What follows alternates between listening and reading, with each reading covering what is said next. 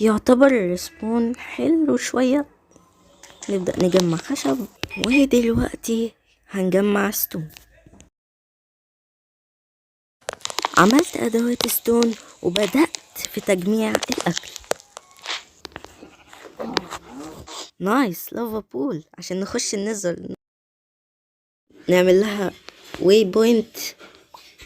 وبعد ما عملنا لها واي بوينت قررت اروح في رحلة استكشافية اجمع منها ايرون. ليفين نايس. يب ايرونية واحدة. وقعدت ادور وادور ولحد دلوقتي ما لقيتش اي حاجة، فقررت اخرج من ليفين وابدأ اشوف كهف تاني. وخلال البحث عن الكهف جمعت شوية اكل. ايرون نايس. ايرونية واحدة عادي. تقريبا يا اصحابي مفيش قرية هنا. يب. هاي. فقررت ساعتها انزل تحت واشوف اي كهف. ايرون نايس. 14 ايرون نايس. ديام كهف تبسليت. حظ يا اصحابي. لا بتهزر، مش معايا شيلد.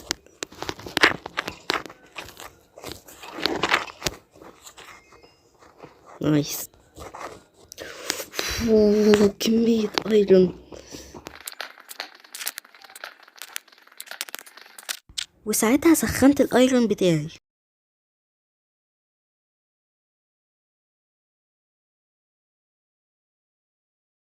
نعمل شيلد. يلا بينا فول ارمر ايرون نايس. يلا جي نجمع باقي الموارد. يلا.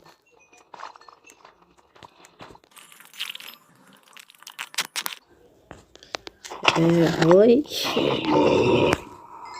بعد ما خرجت من الكهف بدأت أدور على المكان اللي احنا هنعيش فيه.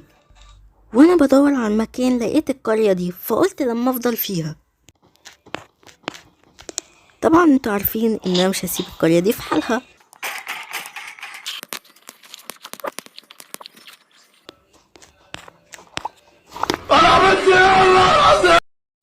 يلا نصنع دروع دايموند. يلا نايس فول ارمر دايموند. جيز. انا قررت يا اصحابي استقر هنا عشان مكان اسطوري، وهطور كل القرية دي بالكامل. حط الحاجات المهمة. يلا نصنع البوابة.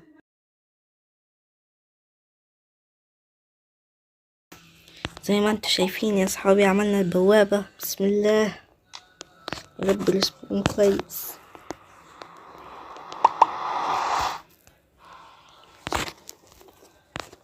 أسوأ بايم في الحياة، حرفيا أسوأ بايم في الحياة.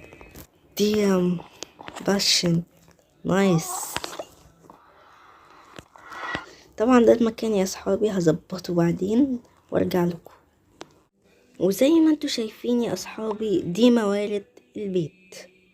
هنحتاج اوكلوج وديب سليت وجرانيت واوك بلانكس وستون واندست وكابل ستون وستون بريك. يعني الموارد دي هنحتاج وقت عشان نجمعها، واسيبكم مع المقطع. زي ما انتوا شايفين يا اصحابي جمعنا كمية ديب سليت عشان نبني بيها الروف بتاع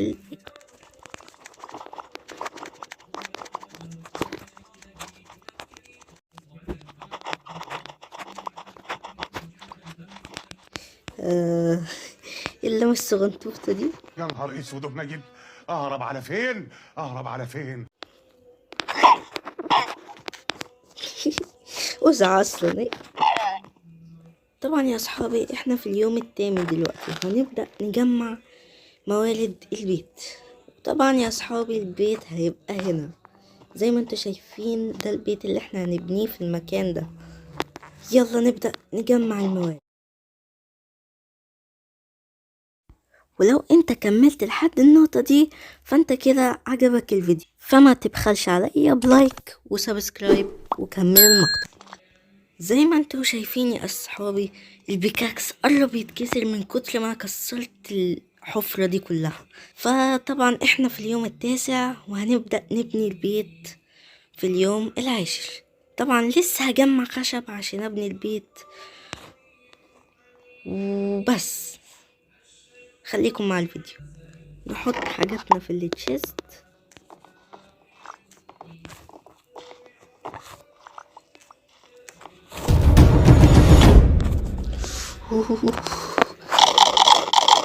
ونبدأ ننام عشان نصحى في اليوم العاشر يا أصحابي، ونبدأ في بناء البيت.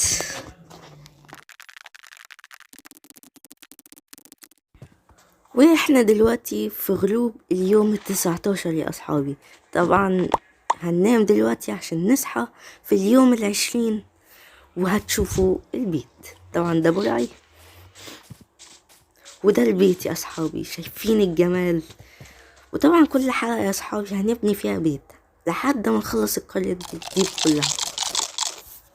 وبكده نقدر نقول ان احنا خلصنا الحلقة دي كلها، واشوفكم في فيديو جديد.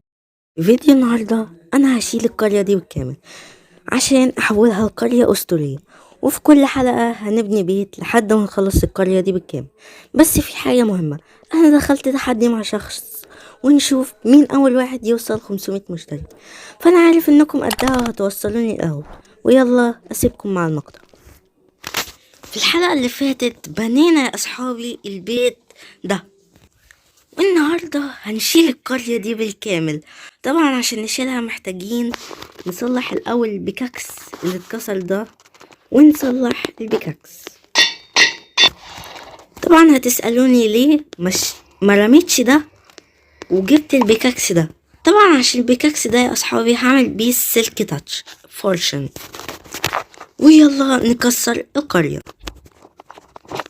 بفكر يا صحابي ما شيلش المزارع عشان شكلها هيبقى اسطوري قوي لو بنيت البيوت جنبيها، صح؟ اكتبوا لي كده في التعليقات. بعد ما شلت القرية يا اصحابي جه الوقت ان احنا نبني البيت. طبعا موارد البيت يا اصحابي شبه موارد البيت الاولاني اللي احنا بنيناه، فاسيبكم مع الفيديو. طبعا هو البيت هيبقى بالشكل ده يا اصحابي. طبعا لسه هظبط بالديرت المكان اللي تحتيه زي كده مثلا وبس. اسيبكم مع المقطع.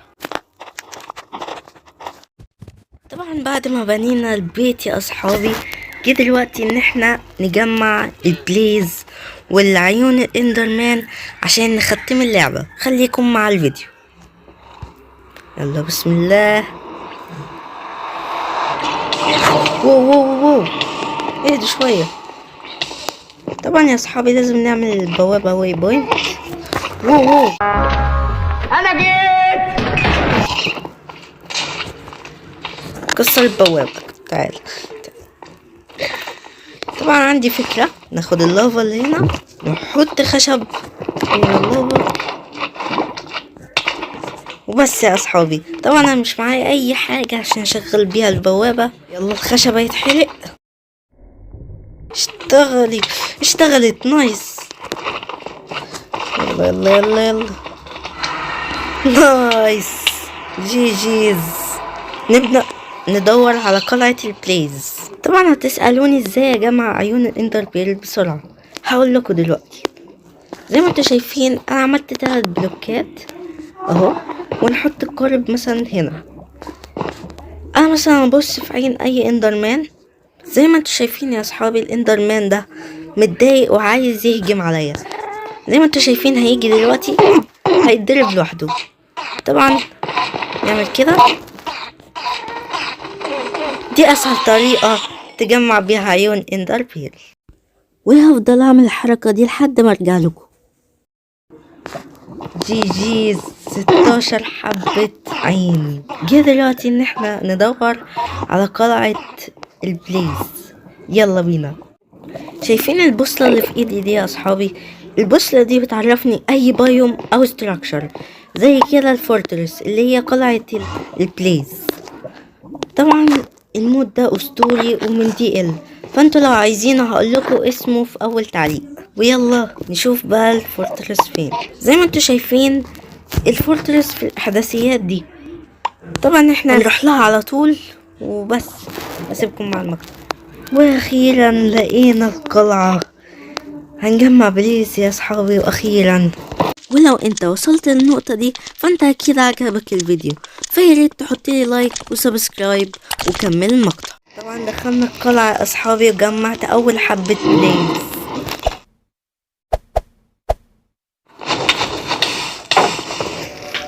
واو، نخرج يا اصحابي وبعد كده نخش. يلا نخش. جيز، كنت اخسر.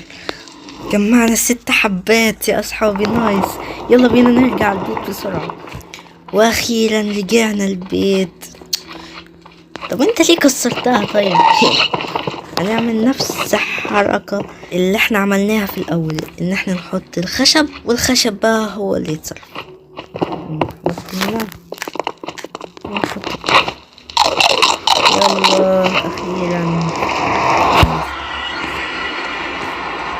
طبعا يا اصحابي احنا دلوقتي في اليوم 33 وهنبدأ نروح للإند. طبعا ننام الاول ونصحى في اليوم 34. نايس. زي ما انتوا شايفين انا معايا الجاست الصغير دلوقتي يا اصحابي، وده لاني اتقيدت مع البيجلين فهو اداهوني. فطبعا هنخليه يكبر، نحطه هنا ونسيبه يكبر. طبعا نصنع بو عشان احنا هنحتاجه في قتل التنين. طبعا قبل ما نروح للاند محتاجين ان احنا نجهز نفسنا الاول من ناحية الدروع ومن ناحية تطويرات الالترا، وبرضو نطور شوية حاجاتنا عشان دي مش هتنفع خالص مع التنين. واسهل طريقة ان احنا نجيب كل ده هي التقايد مع الكراوين. فيلا بينا نتقايد مع الكراوين. شايفين كمية الشجر كاندي يا اصحابي؟ دي اللي هنعمل بيها صواريخ عشان نعرف نطير بالالترا. وطبعا محتاجين انبريكنج ومندنج عشان نبقى نصلحها وما تتكسرش واحنا رايحين. طبعا انا كنت حابس الكراوين، بفكر يا اصحابي احط فارم الايرون هنا حتى تكون قريبة شوية من القرية. زي ما انتوا شايفين القرية اهي. زي ما انتوا شايفين يا اصحابي بعد ما بنينا الفارم جه دلوقتي ان احنا هل هي شغالة ولا لا، وين نروح ننام عشان نصحى في اليوم 35. زي ما انتوا شايفين يا صحابي الفرن شغالة كويس. ادي الايرون اهو. وزي ما انتوا شايفين كمية الكراوين دول اللي كانوا في القرية اللي هناك. فطبعا هنتقايد معاهم عشان نجمع كمية ايميرالد محترمين. واسيبكم مع المقطع. زي ما انتوا شايفين جمعت كمية الخشب دي عشان نتقايد بيها مع الكروي. واللي ما يعرفش الكروي ده لو اتقايدت معاه بالاستكات هيديك ايميرالد، وده اللي احنا عايزينه لصالحنا. الايميرالد هيفيدنا في ان احنا نجمع تطويرات من الكرويين. ويلا نتقايد معاه. زي ما انتوا شايفين يا صحابي قعدت اتقايد مع الكراوين وجمعت 46 حبة ايميرالد. جه دلوقتي ان احنا هنتقايد بيهم مع الكراوين اللي هيبيعوا من دينج ومن بريكنج. بس طبعا الايميرالد ده ممكن ما يكفيش، فانا ممكن اجمع خشب تاني، بس طبعا مش هحطه في الفيديو عشان الفيديو ما يكونش طويل. واسيبكم مع المقطع. وقعدت اعمل الحركة دي لحد ما خلصت كل التطويرات اللي في اللعبة. وطبعا بعد ما اتقايدنا مع الكراوين يا اصحابي جبت اقوى الدروع واقوى الادوات. طبعا زي ما انتوا شايفين كل الدروع امبريكنج ميندنج كل التطويرات. وحرفيا كده مفاضلش غير ان احنا نختم اللعبة. يعني التنين اصلا مش هيعرف يخسرنا ولا. فيلا بينا نروح عند التنين. تعالوا بقى خد كل الشجر كان ده او حبة منهم وناخد الجان باودر ونصنع بيهم الصواريخ. ويلا بينا نشوف هي هتروح فين. زي ما انتوا شايفين يا صحابي وانا بعدي لقيت فيليجر اوت بوست، فقلت لما اروح واخد منهم الباد وومن عشان نعمل فارم توتم. طبعا انتوا عارفين ان في البيدروك السترونج هولد تبقى دايما تحت الكرة. اوه البوابة نايس. جي جيز اخيرا. نبدأ دلوقتي نفتح البوابة. يلا اخر واحدة اخيرا. جي جيز يا صحابي. يلا نخش.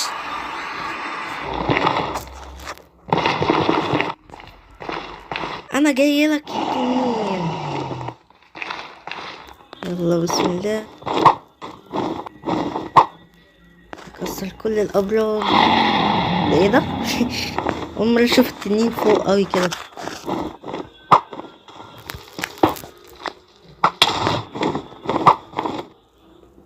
نعمل كده.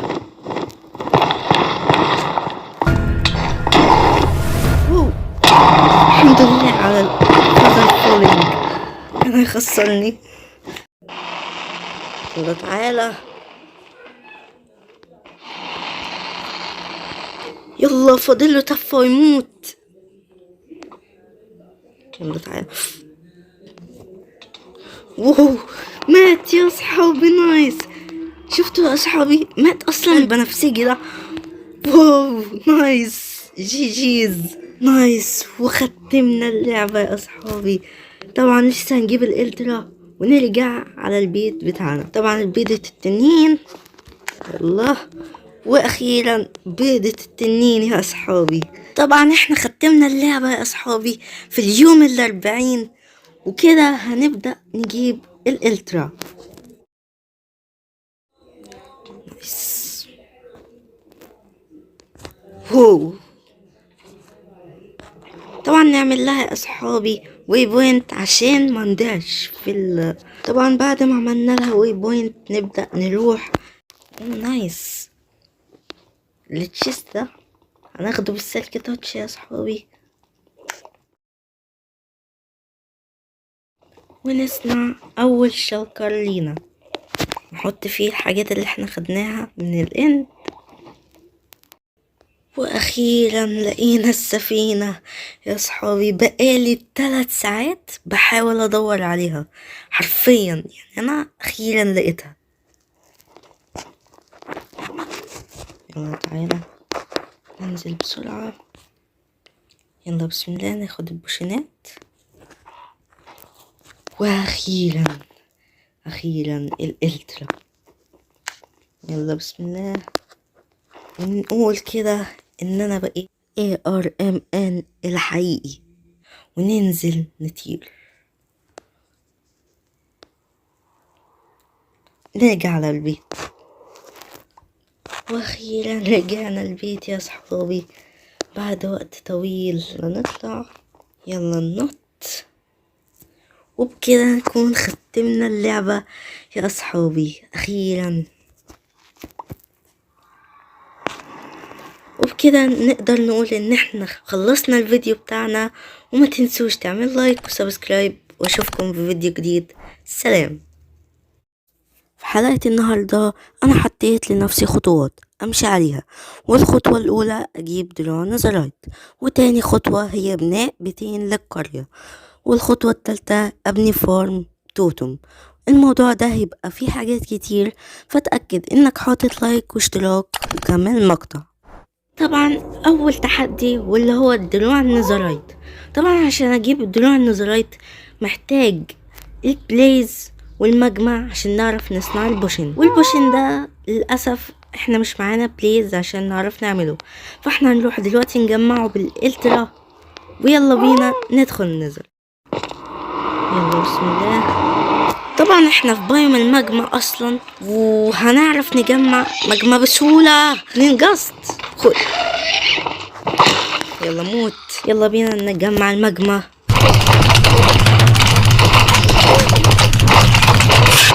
وجمعنا 12 حبة يا صحابي. كده يعتبر كفاية وازيد كمان. يلا بقى نجمع البليز. يلا نروح لها. وانا بدور على قلعة البليز لقيت باشن. فقلت لما لوتها نفتحها من الزرايط يا أصحابي، ونخلي الضلوع تبقى نزرايط. وكمان دي أصحابي هتخلينا نعرف نطورها الضلوع نزرايط. نفتح ده دي وأخيرا القلعة. انا عملت ايه؟ وبعد ما جمعنا الكمية اللي احنا محتاجينها، جه دلوقتي ان احنا نرجع البيت عشان نصنع البوشن. يلا بينا. رجعنا. طبعا صح يا اصحابي، نسينا حاجة مهمة جدا، واللي هي البتاعة الحمراء اللي ظاهرة قدامكم دي بقى هي اللي هتخلينا نعرف نصنع البوشن.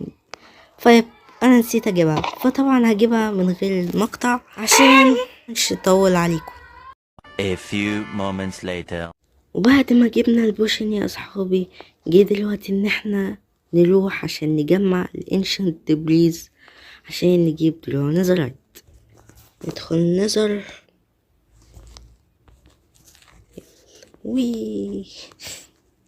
ولو انت وصلت للنقطة دي فانت اكيد عجبك الفيديو، فياريت تحطلي لايك وسبسكرايب وكمل المقطع. نايس يا صحابي، اول حبة انشنت بريز. نايس. واخيرا بعد ما جمعنا 32 حبة انشنت بريز، جه دلوقتي ان احنا نسخنها. يلا نسخن الانشنت بريز. ونايس كده سخنا الانشنت بريز، وعلى بال ما يتسخن هنصنع السمايسينج تيبل. اول 6 حبات نزرايت. نايس. زي ما انتوا شايفين يا صحابي جمعنا 6 نزرايت، هنطور بيهم بقى الضلوع. طبعا لازم نعمل دي يا اصحابي عشان نزود بيها عدد الحاجات اللي احنا هنعمل بيها النزرايت. فول ارمر نزرايت. نايس. واخيرا وكده اصلا نكون خلصنا اول خطوة. تاني خطوة بقى واللي هي ان احنا نبني بيتين للقرية. يلا بينا نبتدي ونجمع موارد عشان الموارد مش كتيرة خالص، فهنبتدي نجمع.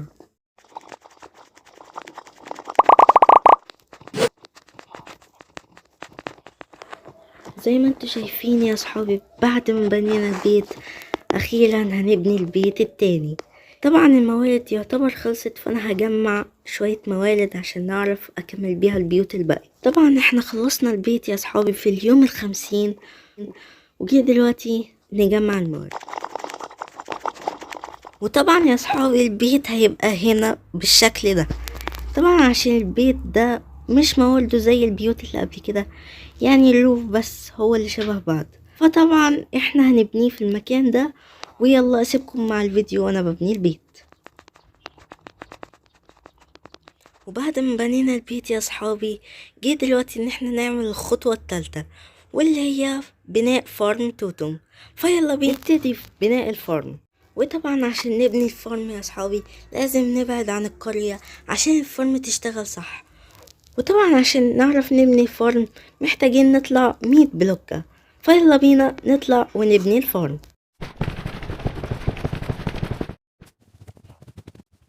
بسم الله، ونبدأ نشرب البوشن. يلا بينا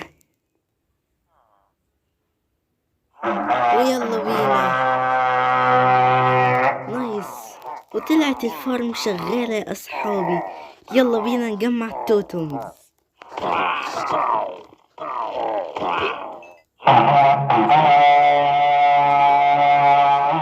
وانا بخسر الفيليجرز حصلت لي حاجة غريبة جدا كانت هتخليني اخسر العالم.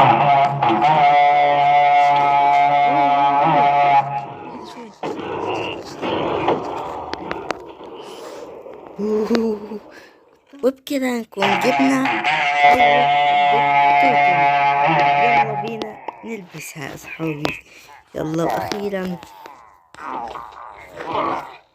زي ما انتوا شايفين يا اصحابي جمعنا توتمز. ماشي، زي ما انتوا شايفين كمية التوتمز يا اصحابي كمية كتير جدا. وبكده نقدر نقول ان احنا خلصنا حلقتنا النهاردة. ما تنسوش تعملوا لايك وسبسكرايب، واشوفكم في فيديو جديد. سلام. النهاردة يوم مش عادي، قررت أبدأ المشروع الأسطوري اللي خد مني 40 يوم لحد ما وصلت للإنجاز ده. قلعة عملاقة ومعاها 4 بيوت للقرويين. فقبل ما نبدأ عايزك تنزل دلوقتي تخبط زر الاشتراك واللايك وخلونا نبدأ. بصوا يا جماعة، عشان نبني القلعة بالضخامة دي ومعاها البيوت في وقت قياسي زي ده، أنا محتاج كمية من الستون بريكس والاندسايت والكابل ستون والستون العادي. التحدي هنا إني أبني مع القلعة 4 بيوت، يعني لازم أجمع ضعف الكمية.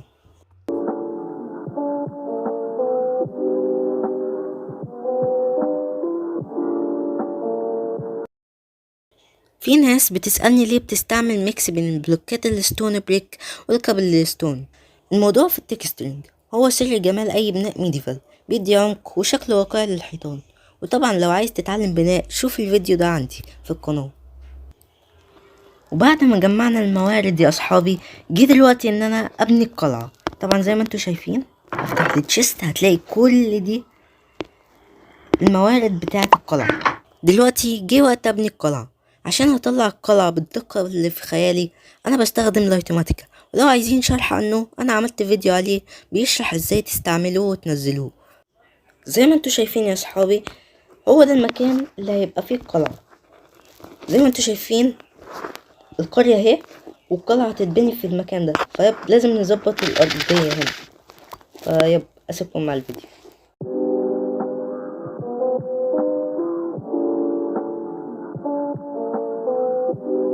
ودلوقتي هسيبكم وانا ببني.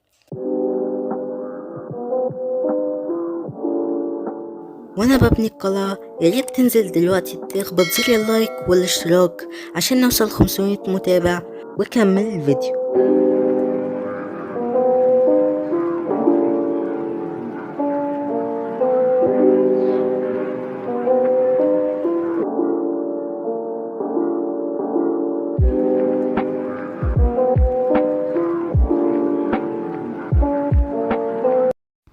ودي حاجة حصلت معايا وانا ببني القلعة، كانت ممكن تخسرني العالم.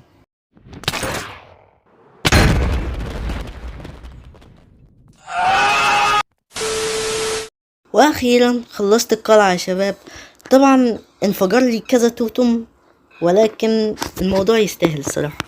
زي ما انتوا شايفين دي القلعة، بس التزيين من جوه مفيش حاجة، هو بس السلالم وبس. وطبعا احنا في اليوم ال88 يا شباب. دلوقتي جه وقت ابني البيوت للقرويين، لازم نخلصها عشان المنطقة دي تبدأ تعيش. بس لحظة، انا نسيت حاجة مهمة جدا جدا جدا، واللي هي الخشب. لازم اجمعهم دلوقتي. وانا بجمع خشب حصلت معايا حاجة نادرة جدا، واللي هو الخروف الزهري. واو يا اصحابي، بصوا لقيت الخروف الزهري.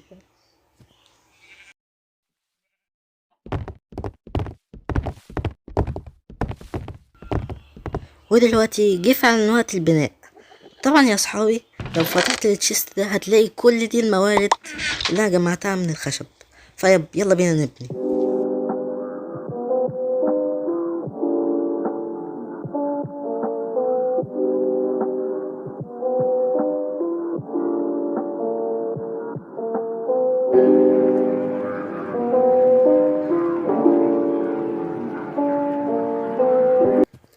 وبكده اول بيت انتهى.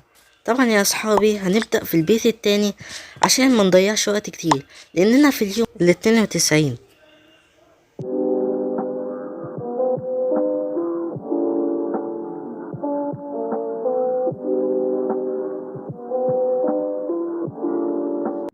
وبكده تاني بيت خلص معانا. طبعا لسه فاضل بيتين، فيلا بينا نبدأ في بنائهم.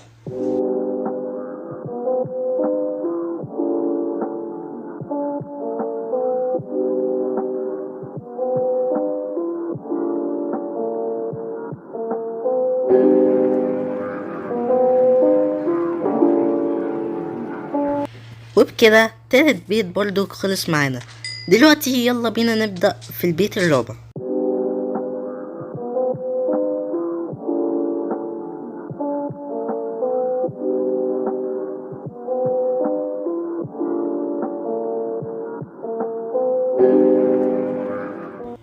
وبكده رابع بيت خلص معانا. طبعا لو حابين سلسلة تانية اكتبولي في التعليقات. فاكرين اول حلقة هارد كور؟ مكنتش متخيل اني اوصل للحاجات دي، بس خلاص قربنا نخلص، واليوم 100 بيخلص ومعاه قربنا ننتهي من كل حاجة. دلوقتي جه وقت التظبيط، الإضاءة والطرق وتزيين القرية والبيوت. شوفوا الفرق بين أول حلقة ودلوقتي يا شباب. المملكة بقت جاهزة وفي اليوم 100 وشوية. دي أكتر حلقة أنا تعبت فيها، بس النتيجة كانت تستاهل كل لحظة. لو عجبكم البناء ما تنسوش اللايك والاشتراك، وقولولي في التعليقات أضيف ايه تاني للمملكة، وحابين يكون ايه التحدي الجاي. أشوفكم في الحلقة الجاية، والسلام عليكم.